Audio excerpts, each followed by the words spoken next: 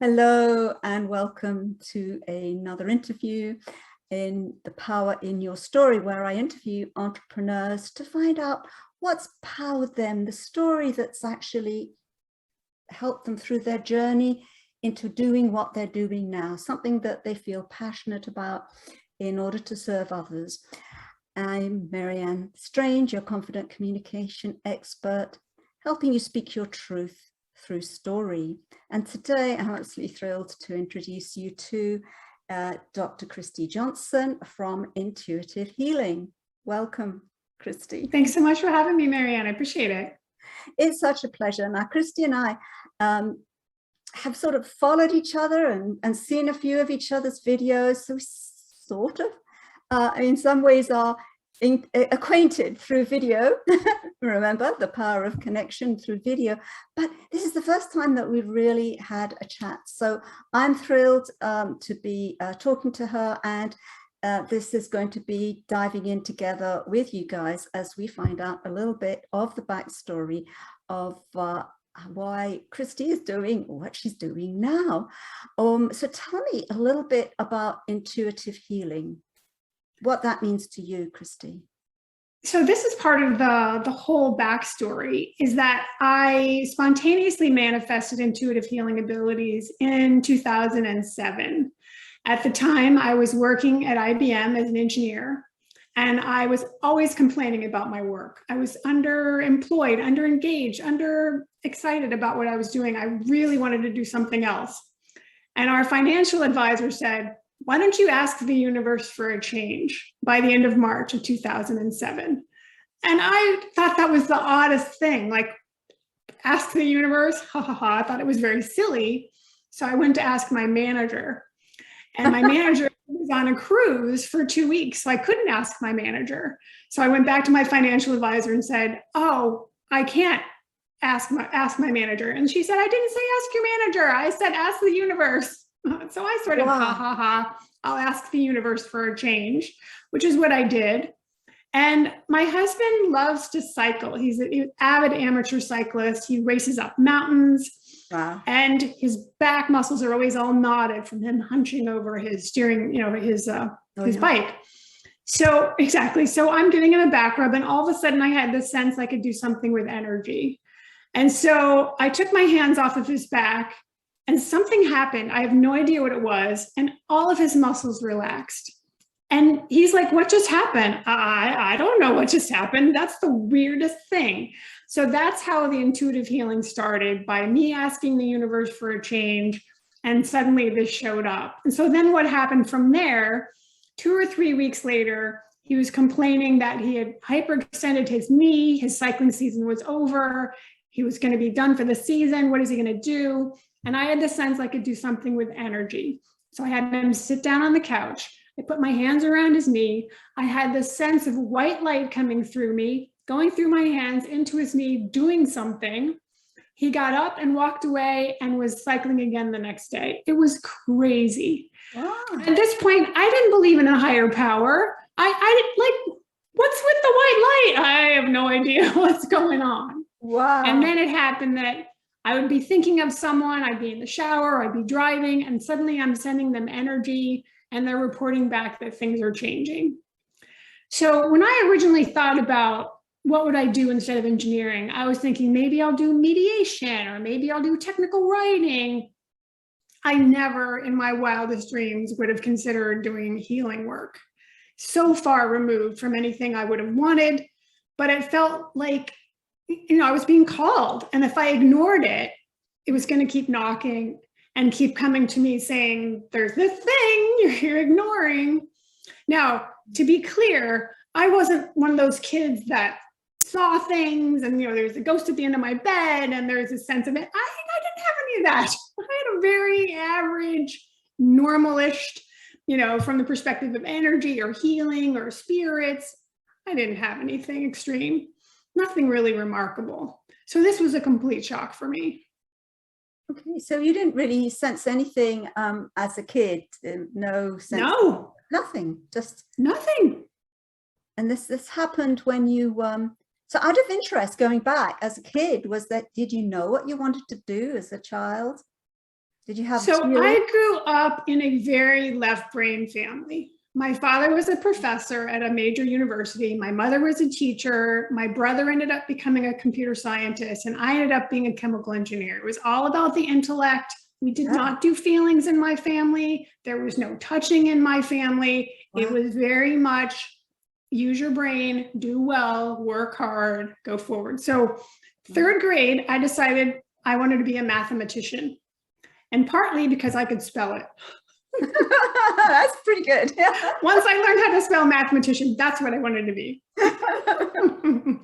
But obviously, well, I mean, chemical engineering is not that far from being a mathematician, actually. Yeah.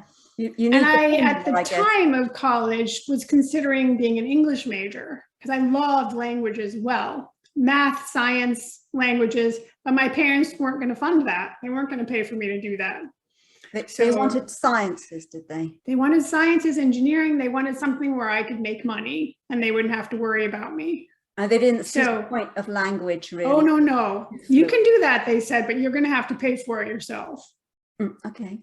I didn't have means to do that. It didn't really, I was like, okay, well, I like chemistry. I like math. I'll go ahead and just do the engineering thing. And then I thought, well, I'll just get a bachelor's degree and get done. But I started co-oping at IBM, and I looked around and I would see that the people who had bachelor's degrees were treated very differently and had a very different career path than people who had advanced degrees. So I decided I'll just get a master's. So I went on to University of Michigan to get a master's. And while I was there, I got a fellowship that was half grant and half loan, half forgivable loan. If I finished the PhD and I went to work for a semiconductor company, the loan would be forgiven. If I did not, what? Sorry? A semiconductor, like computer company. Okay. So, so an IBM, Motorola, Intel. If I went to one of those places, that was part of this consortium that offered these fellowships. Then the loan would be forgiven. If I did not finish, or I did not work for one of these companies or become a professor, I would have to pay back, I think it was close to $100,000. Wow. Which is why they offer it. They don't want you to quit. This was that was quite a few years ago now, wasn't it? 100,000. Right. So I had big incentive to finish. So here I am thinking that I'm just going to get my bachelor's and I go on to get my doctorate, which was not easy. Let me tell you that. There were many times I was like, oh, I want to quit. This is too hard. How long did it take? It took me 10 years in total from the time I started college to the time I finished my PhD. So 5 years as an undergraduate because I co-opted 5 semesters. What I did was I would work for a semester and then I would go to school for a semester and I would work for a semester and go to school for a semester because the university I went to had this program. So that was 5 years instead of 4. And then it took me 5 years after that to get my PhD. And then I went back to IBM. I had co-opted IBM and then I went back to IBM after I got my doctorate. So there were often times that you wanted to give up when you were doing your PhD. Many times, including I failed my doctoral qualifying exam the first time. Oh no. And what do I do now? So what I did was I found a student who had gone to University of Michigan. He had all of his exams from being an undergraduate. I took his exams, studied, so I'd know what the professors were looking for. And then the second time I passed with no problem. Very persistence. Good. I like the strategy. Yeah, you got some help and you gave it some structure. Right. And you didn't give up. Well done, you. Right, exactly. Did you find that, just out of curiosity, what particularly helped you not give up? Was it the thought, if I give up, I have to pay 100. That was certainly incentive, for sure. But I think also a part of it was I had the sense that I could do it. And I did not want to be the one who walked away and said, I can't. I wanted to prove to myself that I could do it. And there were very few women. That's part of the reason I got the fellowship, presumably, is that they didn't have very many women. So at the time, the year that I got the fellowship was the very first year they gave them, and there were 20 of them given out. Wow. And so here I am as this woman in a very male-dominated field, and I want to prove I can do this. Like, I'm I'm as smart as you are. I can work as hard as you can. I can do this. So it was a lot of wanting to prove something, really. Wow. Wow. And having proved that, and congratulations, because that was a lot of resilience there. Did a lot of ladies follow suit? I would love to say that it started a trend, but it's been kind of frustrating actually for me to look back and say, okay, I got my PhD in 1990, and here we are in 2021 with the ratio of men to women in STEM, in engineering and mathematics and science, not that much better than it was then. Some of the same thorny problems exist. I mean, I don't necessarily want to go into this tangent, but when I quit IBM to go do healing work full time, nobody asked me why I was leaving. You think if they want to retain women, and a woman who has a doctorate, who they at one point wanted to put on the executive fast track, which I declined, but wouldn't they ask you why? Yeah. Very interesting. Why? And so why did you want to leave? Well, because I was so bored, so underengaged, just feeling like every day, a lot of things changed in the time that I was there. And by the time I left, I did not have enough work. And we weren't allowed to go out and get some work. And I'd already been in several jobs and I could look around and see I didn't want anything. Like the best thing I had was what I had. And there was not enough work. And you're not supposed to be on the internet. And like, I'm looking at the clock going, is it over yet? Like, can I leave now? And I would talk to my management and they would say, oh, you're doing great. You're doing really well. I'm like, no, I'm not. I'm going crazy. I don't have enough to do and it's boring and let me out of here. You can't pay me enough to help me, to get me to stay here. Wow. So though you had a well-paid job and great prospects and possibility of being fast-tracked, it was not engaging your brain enough. Yeah, by that time I'd already declined the fast track because I just knew that it wasn't really for me, that I didn't have the hunger, I guess, and the wherewithal to manage all the craziness that would come with, you do this job for 2 years, you get promoted, you do this job for 2 years, you get promoted, you're going to move over here, you're going to move. I mean, I like the idea of living different places in the world, but the job descriptions, I just could not convince myself that would be a good thing. Yeah. Doing something that you particularly doesn't appeal in order to, did not appeal to you. Right. Like, what am I doing this for? So maybe I ended up being an IBM vice president, but why? How am I going to find that fulfilling? And I am a very sensitive person. And I have a feeling I would have been eaten alive, basically, going through that level of intensity. Good. So already your instincts and intuition were coming to support you. Exactly. And then you had this conversation with your financial advisor, who actually told you to ask the universe, and it took you a little while to work out. It took me a couple weeks, because by the end of March, she asked me to say by the end of March, and it happened before the end of March. It was like March 25th or 26th or something like that. And sure enough, it popped. I mean, the request I made was fulfilled. I got a change by the end of March. Not what I expected. Not what you expected at all. And so now we've got Christy, who's gone through all the doctorate, all this hard work, very driven, and in some ways the job itself, I guess, is quite process driven, from a family that's very left brain driven. She's asking the universe, and the universe is communicating through energy, white light, and the knees, and the story you said before. How did you adjust to that message? I mean, it was such a different message that you were receiving from everything you've heard before. Right. So there's a couple ways to frame this. One is that it wasn't that I wasn't doing any internal work. Like throughout these years, I've had struggles with things and I went for help.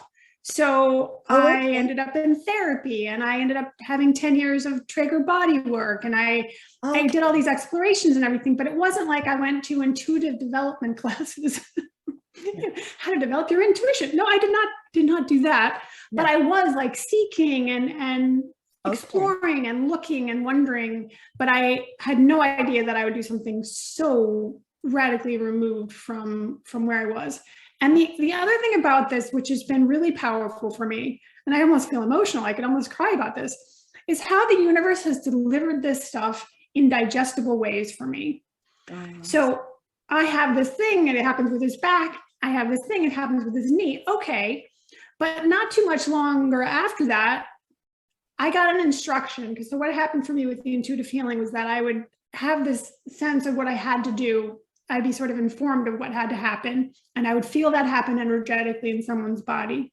So I got this instruction: you need to heal this person's past life. Like, I don't believe in that stuff. That's nonsense. No. But the answer I got back was, you do now. Wow. And so each time it was like, okay, I can accept and integrate that piece, but don't ask me for anything else. Like, every time it was like, okay, that I could do. And then moving on to the next thing and the next thing and the next thing. So it allowed me to acclimate to a very different perception and belief about how the world works and how energy works and my role in that, and being clear that all along I've been very right brain in conjunction with my left brain. Because in school, for example, in graduate school and college, for me, I didn't always get things when everyone else did. It more like it happened, a sort of a download would happen where I would suddenly get it all. So that was like this intuitive rush almost, where things would suddenly appear that didn't have any logic to it. And it sort of affirmed, oh, right, all along, I've really had both of these things. It hasn't been either or, it's been both and. That's interesting. So you started to connect with another part of you that's always been there, you're saying. It's always been there. It popped out sometimes, but you hadn't really made that connection. It just I didn't see it. I wasn't aware of it. It was happening and it was working. For example, I've done tons and tons of journal writing. I was in journal writing groups. I was always writing and writing and writing, but it wasn't like automatic writing. I'm downloading things from, No. But now one of the things I do is Akashic Records readings. And when I do Akashic Records readings, it is definitely downloading. And it's so similar in a lot of ways to the journal writing, where I would suddenly have something appear that, oh, that is something I never would have thought of, but yet I must have, because somehow it's on my paper. So there's just so many ways that these things seem like they're separate, but they're really not. It's all interconnected. So just for our viewers, Akashic readings? Akashic Records. So the Akashic Records are a way of viewing your life from your soul's perspective. Okay. It's a soul database. Lifetime after lifetime after lifetime is in this database.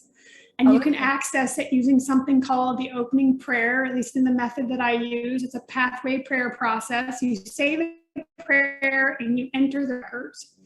In the record, you can look up things. It's like being in a huge library. And it's question driven, very similar to what you're doing here. You ask and then you receive information. And when I do it, I can see things, I can hear things, it could be like a video, it could be like a download, a voice, something like that. Or it could just be a knowing. So that work, which is a big part of my work I've been doing since 2011, is very similar to what I was doing in a different way. And we know that we can fall into the Akashic Records, pop into the Akashic Records, however you want to describe it. People go there without doing it deliberately. So I think sometimes I was probably going into the records, not realizing that's where I was going. And now I have this very conscious way of being able to go into it. Beautiful. And so over the years, have you evolved your own way of intuitive healing? Have you done a lot of training and then picked the training that suited you? Great question. So the intuitive healing was the thing that I downloaded and sort of alerted me to the fact that healing was my thing. But then what happened was, this is kind of weird, I would not always have a heal available for someone who can't, like if someone said, can you help so-and-so with whatever, their problem? And I would tune in and I'd go, yeah, no, I don't have anything for that. And it became, well, how can I do something that helps everyone, that, you know, consistently helps people with what's going on for them? And so I started looking for something else. That led me through a reading with a psychic. She suggested Jin Shinjutsu, which is a Japanese ancient healing art rediscovered in Japan and brought over to the US in the last century. And that was the next step for me. And having people on my table, my massage table, actually touching them, you know, coming from a family that didn't touch, that was huge for me. To have, like, they actually are going to come to my place, and I'm going to put my hands on them. But I loved it, and I felt so comfortable. And I also learned my love language is touch. Not that it's appropriate in that environment for love language, but I learned that touch was so important to me. And so then the next thing I found was the Akashic records. And then the next thing I found was embodied energy work. So I've never actually worked on the intuitive healing because it just is extremely powerful on its own. And things I've looked at, like Reiki, felt not nearly as powerful for me as the intuitive healing I was already doing. So that part has sort of stayed the way it is and pristine in a way. Like, that is my thing, that no one does it exactly like I do it, and that's kind of preserved in that way. And then the other pieces I've added over time. Beautiful, beautiful. So I just loved how powerful it was to somebody who wasn't used to touch. In your family, I think you said as a child, your family didn't really touch. You discovered that touching was so powerful and so important. So in a family, if you don't mind just mentioning it lightly, but in a family that was, I think you said left brain driven, how did they adjust to you moving from what was perceived by many people as an awesome career to intuitive healing? Well, that's interesting. I mean, of course, my parents, who were very focused on me being successful and safe was a big thing, you know, make sure you can earn money and it's consistent, and like entrepreneurial was and I don't mean just intuitive healing. I mean, any entrepreneurial thing is risky, you know, oh no, we don't want to do that because we want to be safe and we want to be able to have something we can count on. So they were not pleased. And the fact of the matter is, I quit IBM before I told them. Okay. And then I told them, oh, by the way, I quit IBM. And the interesting thing with IBM too was my manager really wanted me to be able to stay in, you know, have an option to come back. And I did not want to have the option to come back. So I said, please make it so that the door is closed so that I cannot return. Wow. And that's what he did. So by the time I told my parents, it was final. It was done. It was complete. So they just had to adjust. They just had to adjust. By the way, I just want to ask you quickly, I have a mower and a leaf blower man right in my yard. I don't know how much you're hearing of it. Hopefully it's not too horrible. I can hear a mild buzz, but it's all right. Okay, I have a special microphone, but of all times for him to show up and be right here, it's a little crazy. Not to worry, at least we know this is a real live interview. This is genuine, folks. Yeah, okay, so they had to adjust, and I guess your husband had adjusted because you'd helped his knee, you'd helped his back, so he'd already experienced it. Exactly. That was the really cool thing. Beautiful. Because he's not a person, he was an engineer as well. How I met him was interviewing for my job back at IBM. He was the engineer already in the lab. They were looking for another engineer. And so here I am meeting this man who ends up, you know, being my husband. There's another story there where I was attracted to him immediately, went back to my office in the other building. And I said, oh dear, I'm attracted to this man, but I'll manage it. I'm a professional, I'll manage it. And sure enough, I managed it by marrying him. But anyway, he really knew that it worked. You know, even to this day, like the other day, he says to me, my left ear is clogged. Can you do some healing for that? Wow. And I would like to get him on my table, but he's like, can you just do some remote healing? So I did. And by the time he got out of the shower, so he told me this when he was getting in the shower. By the time he got out of the shower, he said, oh yeah, it's fine. It's 100% done. Really?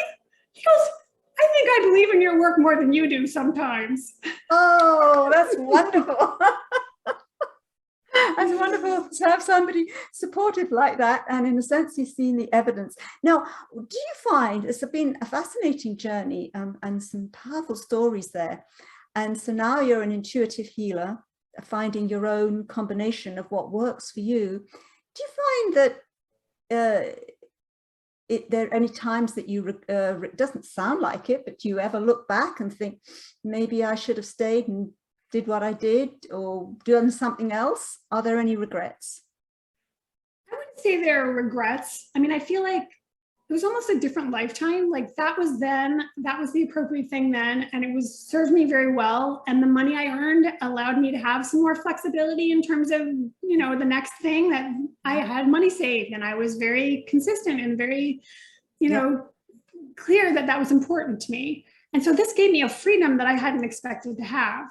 Beautiful. You know, and the fact that my husband was still working there, he was still there and getting insurance, and, you know, it was really everything sort of aligned for it to work out this way.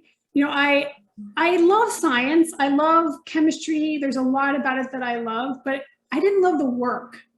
And so I can still love chemistry. I'm not studying it or anything, but I can still love those things and not have to do that for work, which is, you know, very freeing for me to be able to like embrace that I have more than one part. And this is the part that is my second act, if you will. Yes, and there may be a third act, because part of me feels there's some creative urges that haven't quite been satisfied yet. So maybe that'll be a big part of my third act, to, you know, lean into my creative self some more. I don't know yet. I'm working that out. Beautiful. So that's interesting. So you're exploring that, but you feel that now you're sort of in more of your sort of life purpose path? Oh, definitely. I mean, the engineering thing, if someone had come to me when I was picking my university to be an undergraduate, and they said to me, oh, no, you're supposed to do healing work, I would have been like, you are crazy. Not doing it, not interested, not happening. There's no way. Yeah. Even therapy, my parents were very opposed to anything like therapy, you know, something so straight, so mainstream as therapy. Don't go talking about what's gone on with you. Don't trust some stranger. Don't go into that squishy stuff around. And my father, his work was educational psychology, but he felt clinical psychology was bogus.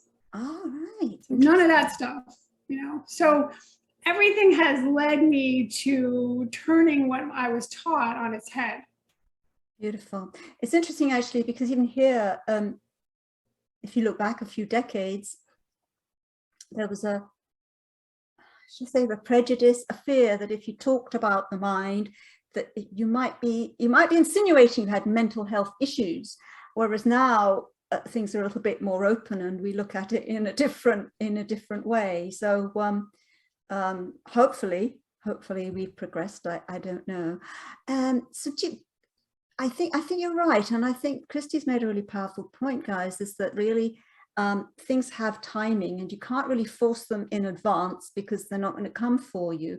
And so Christy's timing seemed to need to take her through the work as a chemical engineer. And Christy, do you feel that you use any aspects of all that training and work as a chemical engineer? Does it enter your work in any way? That is a great question. I absolutely do, because so much of engineering is problem solving. How do you get to where you want to be from where you are now? How do you go through the process? I mean, the joke that I always use for chemistry versus chemical engineering, chemistry is sort of the science of it, but engineering is how you make money at it. That's a problem solved. To go from something in a little lab to something that's bigger, and in my case, it was computer chips, but there's this series of things that have to happen for it to coalesce into something else. Mm-hmm. And so when someone comes to me and they have an Akashic Records reading, and I always ask, what would you like to explore today? And they have a thorny problem. That's why they're coming. People generally come when they have something that's wrong, something that they find challenging. Could be money, could be relationships, could be health, could be all kinds of things. But then it's like, how do we unravel, come and figure out how you get from here to over here? And the Akashic records are never prescriptive necessarily, like, but what they do is they tell you the series of steps that need to happen for you to progress from one place to another. That's exactly what engineering is. You add these chemicals, you put them through this pipeline, it comes out on this end and it looks like this. It's the same thing. So it's problem solving. And also I cannot stress enough how much it's about persistence. Because all of us, myself included, really want the quick thing to, like, I want to overcome this thing and I want to be done. And sometimes that's not how it works. The timing is something that allows us to move to where we want to be. And the other thing about it that I always remind myself is that if it moved that quickly, we would be having a whiplash because our lives would be all over the place. Now you're over here, now you're over here, now over here, and no grounding. So that idea that things take time and they have to evolve is definitely in both fields, you know, both realms. In both, it works in both. So do you believe in destiny, that you had to go through that life path to get to where you are now? I do. Because I believe we select everything about our lives, our families, our bodies, everything about it is exactly perfect for us. I'm not saying we're like, oh, I'll sign up for the XYZ suffering, but in terms of, no. I want to learn about a particular theme, and I want to learn it with these particular people, and this is how I want to go from this end to this end, and we'll see what happens in the middle. And I feel that you may be taking a different path, a meandering path to get there, but you're going to land where you intend, one way or the other. So that's what I mean, there's no way I would have ever considered, I would have thought I was crazy. You know, you creating all those crazy, well, whatever, you know, whatever you got to believe. Okay, I am with you, but here I am. This is, you know, and if I hadn't experienced that step by step, I wouldn't have believed it. Like if I hadn't seen my husband get up off that couch, you know, I wouldn't have believed it was real. Beautiful, beautiful. That's been a very powerful story. Thank you, Christy. I've thoroughly enjoyed it, being quite engrossed about all the varying factors that took you on the path of where you are, and that it's an evolving path. And so we'll be watching this space. Have you got any particular thoughts or words of wisdom that you want to impart? It's interesting. I didn't think about it. I will say, you know, trust your knowing and listen, because there's always something there. I've got the chills, which always happens when big truth comes through. There's always something there we're being guided or led by. And if we listen, it's there. It's always and to honor that makes a huge difference. We can fight it, but it's probably going to keep talking to us. It's more patient than we are by the sound of it. Oh, absolutely. We are so impatient compared to our lifetime after lifetime after lifetime.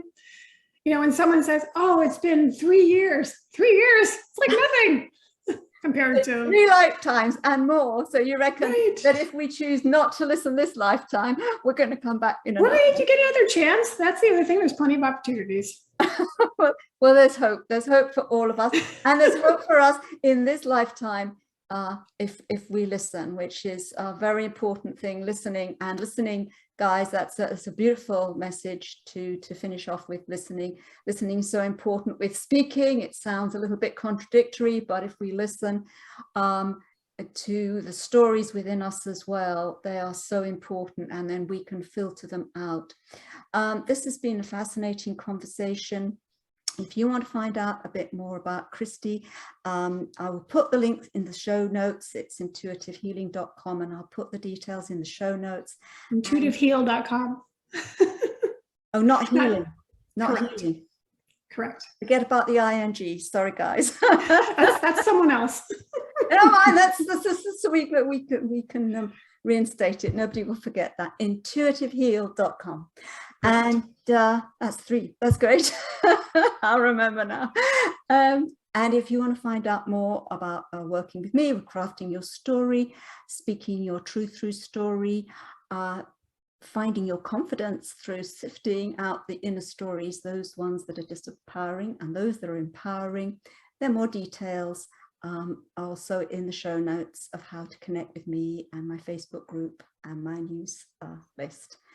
Christy, it's been a great honor and a privilege to journey with you through your amazing and fascinating journey that's taken you to the sort of healing and the light and all this wonderful work that you're doing for your clients. And thank you. Thank you so much for having me. It was such a delight. I really appreciate it. Thanks for listening. You too. Bye, guys. Bye-bye.